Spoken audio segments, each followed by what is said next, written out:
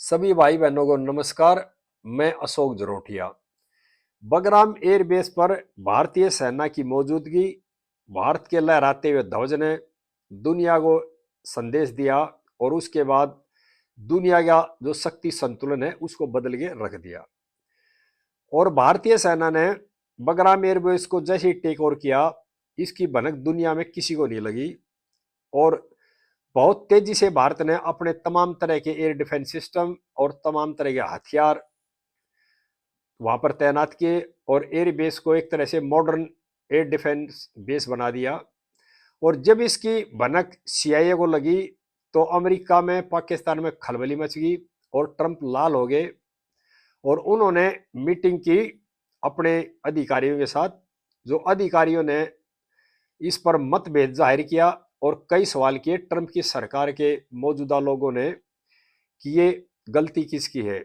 हमने वहां बम चलाए और हिंदुस्तान ने विश्वास जीता है, इसलिए फर्क है। जब ट्रंप आग बबूला होकर ये कह रहे थे हमने करोड़ों रुपए वहां पर खर्च कर दिए और भारत ने बगैर पैसे खर्च किए और अब राज भारत कर यार हम वहां से भागकर आ गए। तो उन्हीं के अधिकारियों ने इस सवाल का जवाब दिया कि भारत ने विश्वास जीता और हमने विश्वास तोड़ा उन लोगों का, हमने बम चलाए। हमारे इस कदम की रूस और ईरान ने काफी सराहना की है और ईरान ने तो यहां तक भी कहा कि भारत की मौजूदगी यहां पर शांति लाएगी और रूस और ईरान ने काफी साथ दिया है इस मामले में। लेकिन ट्रंप का गुस्सा इतना बढ़ा कि उन्होंने अपने फाइटर जेट भेजे निगरानी के लिए। जो हमारे डिफेंस सिस्टम ने उसको ट्रैक किया और दिल्ली से वाशिंगटन को बताएगा कि बहुत देर हो चुकी है और हम अपनी रक्षा करने का हमें अधिकार है। उसके बाद जो स्टिक जवाब अमेरिका को दियागा, अमेरिका के जो फाइटर जेट है वहां से वापस लौट गए। अब बगराम एयरबेस पर पूरी तरह से हिंदुस्तान की फौज, हिंदुस्तान के हथियार तैनात हैं। और जो चेतावनी ट्रंप ने दी उसके बाद तालिबान सरकार ने भी जवाब दिया, अब भारत की मौजूदगी खतरा नहीं है, सुरक्षा की गारंटी है। इस तरह का जवाब दिया तालिबान सरकार ने दुनिया को। और इस मुद्दे को लेकर के चीन खामोश है, क्योंकि जो चीन का पाकिस्तान के साथ जो समझौता हुआ था, जो कॉरिडोर बना रहे थे, वो मामला भी खटाई में पड़ गया भारत की वहां मौजूदगी होने से। और बगराम एयरबेस से मध्य एशिया पर पूरी नजर रखेगा भारत आगे चल करके। अब जो मध्य एशिया के देश है ना, उनमें भी खलबली मच रही है कि हिंदुस्तान की नजर पूरे मध्य एशिया पर रहेगी, पाकिस्तान पर, चीन पर रहेगी। और जितने बेस हैं, चाइना के भी बड़े जो भी एयरबेस हैं और पाकिस्तान के, वो वहां से ज्यादा दूर नहीं है और उन पर प्रॉपर नजर रहेगी। भारत की जो खुफिया एजेंसियों की, भारत के रडारों की पकड़ में रहेंगे, भारत के सैन्य जो ड्रोन है उनकी पकड़ में रहेंगे। और एक तरह से पूरे जो मध्य एशिया को और नजदीक के जितने भी देश है ना, उन पर भारत की कड़ी निगरानी रहेगी। और इस बात को लेकर के खलबली मची है पूरे दुनिया के अंदर।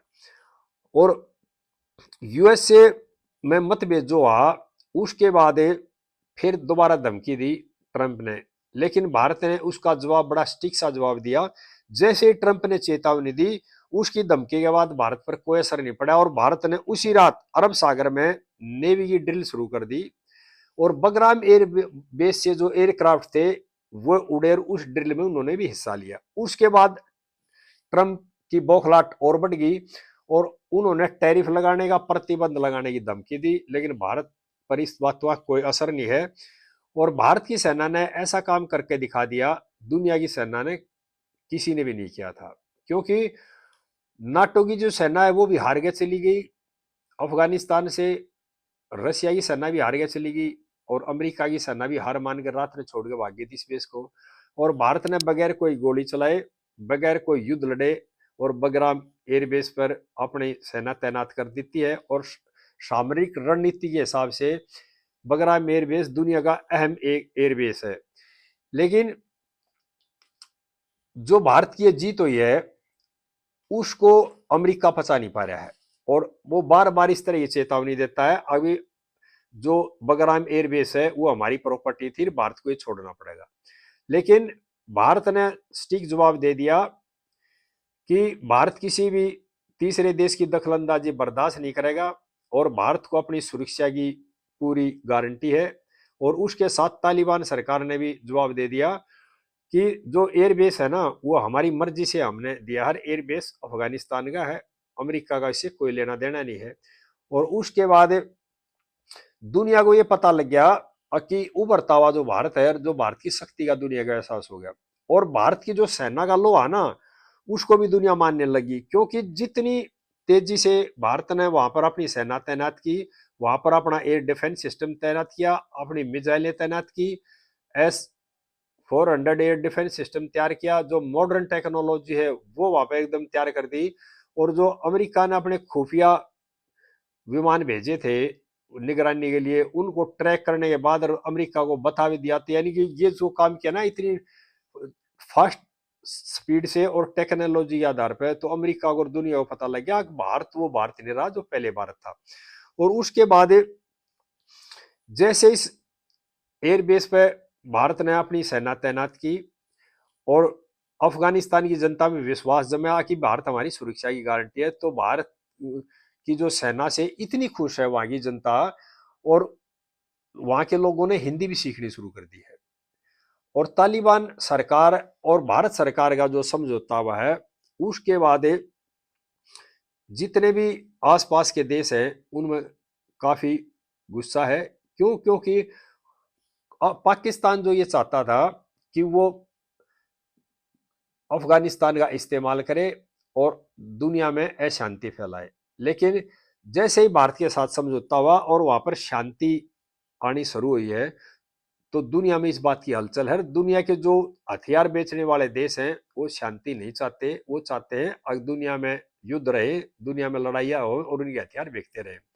और पाकिस्तान अमेरिका से डॉलर लेता रहे, इस आधार पर चल रहा था पाकिस्तान। लेकिन अब जो टर्की के अंदर इस्तांबुल में जो मीटिंग थी अफगानिस्तान की और पाकिस्तान की, उसमें भी कोई समझौता नहीं है, वो विफल रही है। उसके बाद पाकिस्तान में और तिलमिलाट मच गई है और अफगानिस्तान ने दुनिया को बता दिया है अब की बार अगर पाकिस्तान ने कोई हिमाकत की तो सीधा निशाना होगा इस्लामाबाद।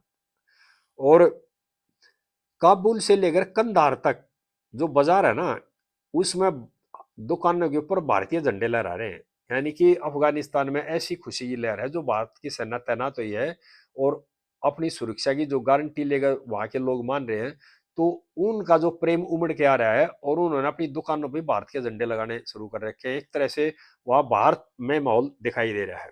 और इसके बाद अमेरिका, चीन, पाकिस्तान, टर्की वगैरह जो कई देश हैं उनमें इस बात का काफी खलबली है कि चाह तो रहे थे अफगानिस्तान को इस्तेमाल करना पाकिस्तान के द्वारा, लेकिन अब हो गया उल्टा।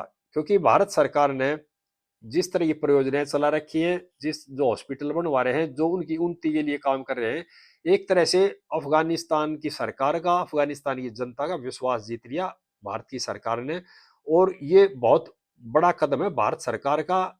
और सबसे जो मेन जो काम है ना वो भारत की सेना का है, इसका जो सारा श्रेय जाता है भारतीय सेना है।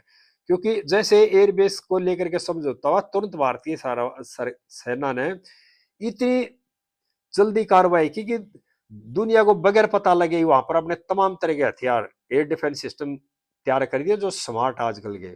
और जब सीआईए को इसकी भनक लगी ना और जो खलबली मची जो अमेरिका के अंदर, उससे पहले तो हमारा जो एयरबेस है, बगराम एयरबेस है, उसको पूरी तरह से प्रोटेक्ट कर चुकी थी हमारी सेना। और निगरानी के लिए जो फाइटर जेट भेजे थे तो अमेरिका के, उसको पहले पता लग गया था ये आने लग रहे हैं, उसको रास्ते में रोक दिया, भाई वापस जाओ नहीं तो यानी कि खदेड़ दिए जाओगे।